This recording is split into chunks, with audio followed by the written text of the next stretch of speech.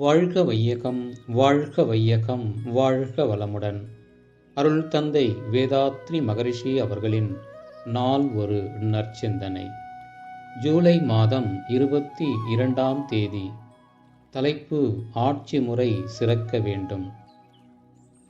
தன் மீது விசுவாசம் கொண்ட மக்களை பாதுகாப்பதற்காக தனது நாட்டின் மீது படையெடுத்து வரும் பிற நாட்டு அரசனோடு போராடி தன் உயிரையே தியாகம் செய்தார்கள் முற்காலத்து ஆட்சி தலைவர்களில் பலர்.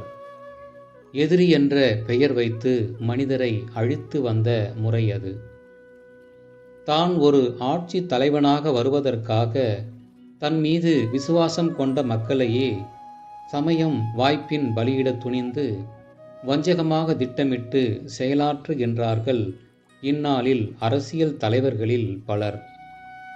பல மக்களை சுரண்டியும் கொன்று குவித்தும் ஒருவன் பொருள், புகழ், அந்தஸ்து, அதிகாரம் என்பனவற்றை தேடிக்கொள்ளும், பாதுகாத்து கொள்ளும் முறையில் நடைபெறும் அரசியலுக்கு ஜனநாயக ஆட்சிமுறை என்ற பெயர் நீடித்திருப்பது அந்நாட்டு மக்களில் சிந்திக்கும் ஆற்றலுடைய அறிஞர்கள் வெட்கப்பட வேண்டிய ஒரு நிலைமையே.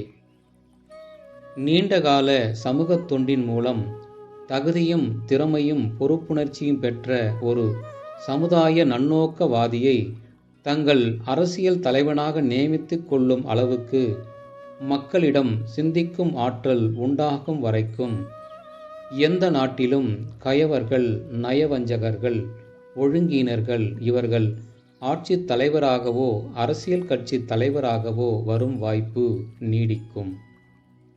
அருள் தந்தை அவர்கள் வாழ்க வளமுடன்.